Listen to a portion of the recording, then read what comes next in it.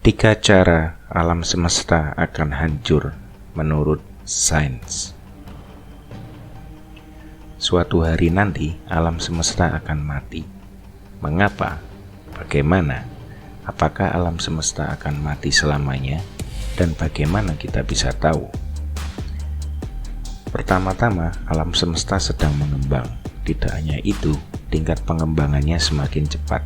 Alasannya adalah dark matter atau energi gelap. Dark matter adalah fenomena aneh yang diyakini para ilmuwan ada di seluruh alam semesta. Sampai tahun 1998, kita berpikir bahwa alam semesta bekerja seperti bola yang dilempar ke langit. Bola akan bergerak ke atas, tetapi pada titik tertentu ia harus turun lagi. Tetapi ternyata alam semesta justru semakin cepat mengembang. Ini seperti melempar bola ke atas dan melihatnya terbang semakin cepat. Dari mana datangnya percepatan ini, kita tidak tahu, tapi kita menyebutnya energi gelap. Einstein pertama kali memikirkannya, lalu menganggapnya sebagai ide yang bodoh. Sekarang, para astrofisikawan menganggapnya masuk akal. Masalahnya, ini semua masih teori dan kita tidak benar-benar tahu apa sifat dari energi gelap. Namun, ada beberapa teori yang mengarah pada 3 skenario kehancuran alam semesta. Pertama adalah teori Big Rip atau robekan besar. Sejak lahir, alam semesta telah mengembang. Untuk alasan yang tidak diketahui, ruang baru tercipta di mana-mana secara merata. Ruang antara galaksi mengembang sehingga mereka bergerak menjauh. Ruang di dalam galaksi juga mengembang, tetapi di sini gravitasi cukup kuat untuk menjaga mereka tetap bersama. Dalam skenario Big Rip, ekspansi dipercepat hingga titik di mana ruang mengembang begitu cepat sehingga gravitasi tidak dapat mengimbanginya lagi. Hasilnya adalah robekan besar alias Big Rip. Pada awalnya hanya struktur besar seperti galaksi yang terkoyak, karena ruang antara objek tunggal mengembang sangat cepat. Selanjutnya, benda besar seperti lubang hitam, bintang, dan planet mati akan mengalami Big Rip juga. Gravitasi mereka tidak cukup kuat untuk menahan mereka bersama, sehingga mereka hancur menjadi komponen-komponennya. Pada akhirnya, ruang akan mengembang lebih cepat daripada kecepatan cahaya. Atom-atom akan terpengaruh dan akan tercerai-berai.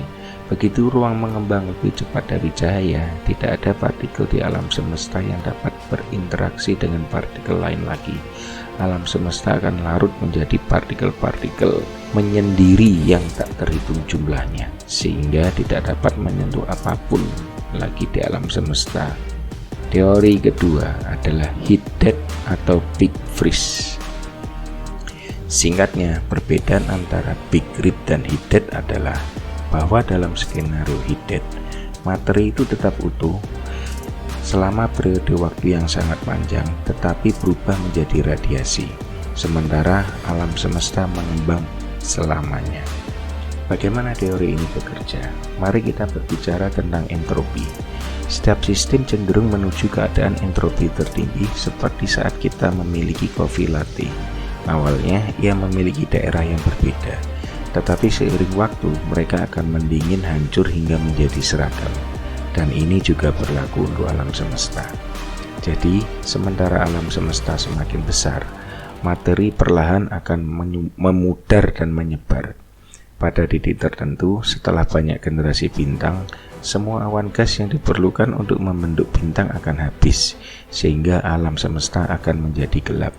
Matahari yang tersisa akan mati, lubang hitam perlahan akan merosot dan menguap selama triliunan tahun karena apa yang dikenal sebagai radiasi Hawking. Ketika proses ini selesai, hanya gas foton dan partikel cahaya yang tersiksa, hingga akhirnya ini pun memudar. Semua aktivitas di alam semesta berhenti pada titik ini. Entropi berada pada tingkat maksimumnya dalam alam semesta akan mati selamanya. Kecuali secara teoritis, mungkin saja setelah waktu yang sangat lama, mungkin ada penurunan entropi spontan sebagai hasil dari sesuatu yang disebut quantum tunneling yang mengarah ke Big Bang yang baru. Teori ketiga, Big Crunch dan Big Bounce. Ini adalah skenario yang paling menggugah semangat. Jika ada lebih sedikit energi gelap daripada yang kita duga atau berkurang seiring waktu, maka gravitasi akan menjadi kekuatan dominan di alam semesta suatu hari nanti. Dalam beberapa triliun tahun, tingkat ekspansi alam semesta akan melambat dan berhenti. Setelah itu ia berbalik.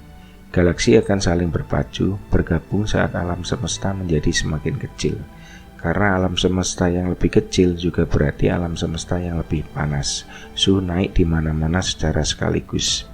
100.000 tahun sebelum Big Crunch, radiasi latar belakang akan lebih panas daripada permukaan kebanyakan bintang, yang berarti mereka akan dimasak dari luar.